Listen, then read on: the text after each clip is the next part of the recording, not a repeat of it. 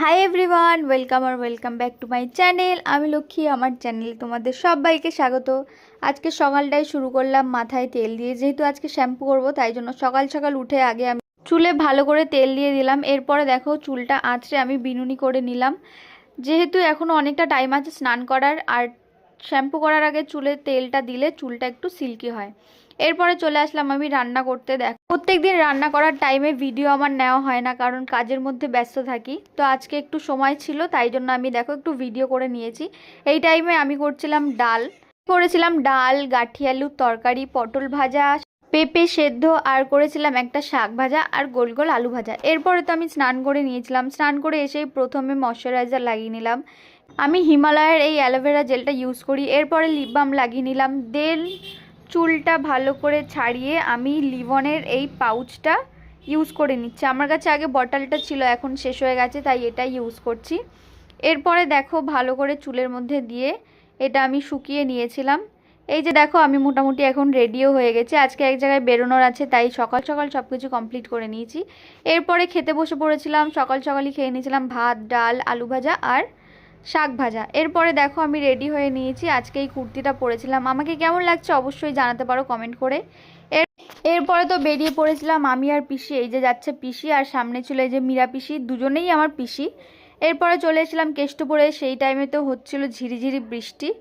দেন বাসে উঠে পৌঁছে গেলাম আমরা আমাদের গন্তব্যস্থলে। আজকে গেছিলাম আমরা খান্নাতে। আসলে সন্টু পাখির জন্য কিছু কেনাকাটা করতো পিসিরা, তাই জন্যই গেছিলাম ওদেরকে নিয়ে। ওরা একা একা একেবারেই যেতে চায় না, যখনই যাবে আমাকে বলে। আর আমি তো শপিং করতে খুবই ভালোবাসি, সেটা যেই করুক না কেন। তারপরে তোমাদের সাথে দেখো একটু একটু করে শেয়ার করে দিলাম। দেন খেয়ে নিয়েছিলাম চা বাড়িতে আসার আগে। এখন দেখো বাসে উঠে গেছি। আমি আর মীরা পিসি একসাথে বসেছিলাম, আর আমার পিসি অনেকটা দূরে বসছিল, তো সেটাই তোমাদের সাথে দেখাচ্ছিলাম। দেন বাগুইআটিতে নেমে আমরা চলে গেছিলাম মিষ্টির দোকানে। আমার খুব মিষ্টি খেতে ইচ্ছে করছিল তাই জন্য। এরপরে তো তিনজন মিলে রিস্কায় উঠে গেলাম। সারা দিনের গল্প করতে করতে তিনজনে মিলে চলে আসলাম বাড়িতে। এখন দেখো চলে এসেছি বাড়িতে এসে ঠাম্মাকে দেখাচ্ছিলাম যে কি কি কেনা হয়েছে। কি তিনজনে মিলে প্রায় অনেকটাই শপিং করে নিয়েছি। এইটার ব্লগটা আমি পরে একদিন শেয়ার করব কি কিনেছি। দেন খেয়ে নিয়েছিলাম ভাত, আলু ভাজা, পটল ভাজা আর লেবু। অনেকটা খিদে পেয়ে গেছিলো তাই। বিকেলে আমি রান্না করেছিলাম খিচুড়ির সাথে আলুর দম আর রুটি। দেন রান্নাবান্না করে আমি দেখো ফ্রেশ হয়ে নিয়েছি। এরপরে একটু খিদে পাচ্ছিল তাই জন্য আমি খেয়ে নিয়েছিলাম চকোস। এরপরে পড়তে চলে এসেছি। এনেছিস কেন বল? বলেছিলাম না খেতে এগুলো, বলেছিলাম। হ্যাঁ কি না, হ্যাঁ কি না? তোর মা আসেনি কেন? আসছে। তুই হাসছিস কেন? লেট করে পড়তে এসছিস আবার তুই হাসছিস? তুমি কান্না কেন করছো? তোমাকে কে মেরেছে? মা মেরেছে? মা মেরেছে? বাবা? তাহলে পড়তে আসবি না? তাই পড়বি না? তাহলে ঠিক আছে, তোর ছুটি আজকে। তার ছুটি, যা উপরে যা।